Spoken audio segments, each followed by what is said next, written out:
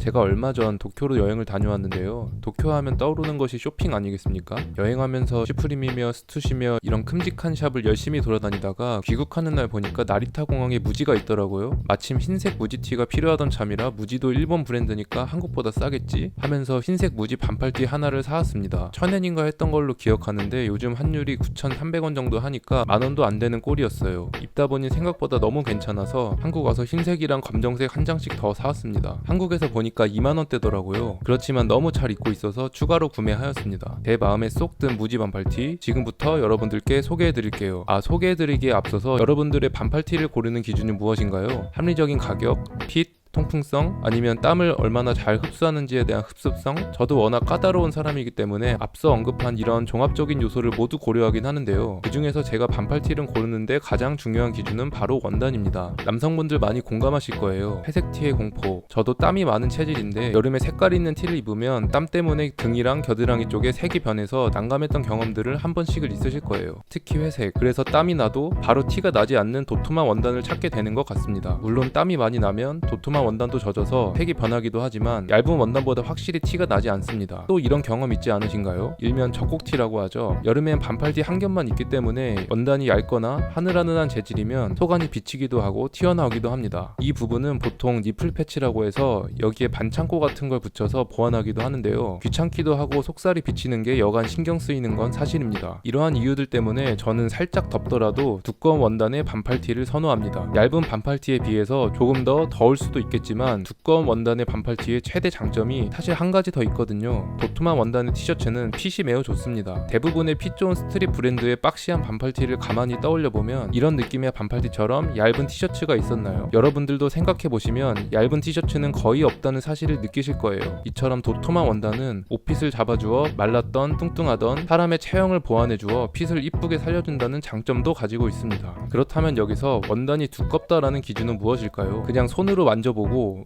이 정도면 얇은 거야, 이 정도는 두꺼운 거야 라고 정하는 걸까요? 당연히 아니겠죠. 보통 우리가 여름에 입는 반팔 티셔츠는 20수에서 30수라고 생각하시면 됩니다. 한여름에 입는 기능성, 통풍성이라고 하는 반팔들은 거의 30수라고 보시면 됩니다. 그렇다면 수란 무엇일까요? 우리가 흔히 입는 티셔츠의 원단은 면으로 되어 있는데 이 면이 모카에서 뽑은 섬유라는 거는 상식적으로 다들 알고 계실 거예요. 모카로 실을 만들 때 면 1파운드에서 실을 얼마나 길게 뽑아낼 수 있는지의 단위가 바로 수입니다. 면 1파운드에서 20만큼의 길이를 뽑아낸 실은 20수, 30만큼의 길이를 뽑아낸 실이 30수가 되는 것입니다. 수가 높을수록 실이 얇아지겠죠? 그래서 원단은 수가 높을수록 얇아지게 됩니다. 좀 전에 제가 한여름에 입는 반팔은 대부분 30수라고 말씀드렸던 거 기억하시나요? 그 반팔티는 전부 이런 느낌일 겁니다. 시원하긴 하지만 원단에 힘이 없어 하늘하늘거리고 땀나면 바로 색이 변해버릴 것 같지 않나요? 흰옷일 경우에는 무조건 속이 비친다고 생각하시면 될 것 같네요. 그래서 제일 무난한 게 20수 반팔티입니다. 적당히 시원하면서 살짝 비침이 있는 정도니까요. 나는 정말 더위를 많이 탄다 하시는 분들은 20수도 괜찮은 선택일 것 같습니다. 하지만 저는 앞서 말씀드린 이유로 더 두꺼운 반팔티를 선호하는데 솔직히 핏을 고려하면 마음 같아서는 10수짜리를 입고 싶지만 현실적으로 더위를 굉장히 많이 타는 체질이기 때문에 저는 조금 양보해서 10수에서 20수 사이인 15수 정도로 타협을 보았습니다.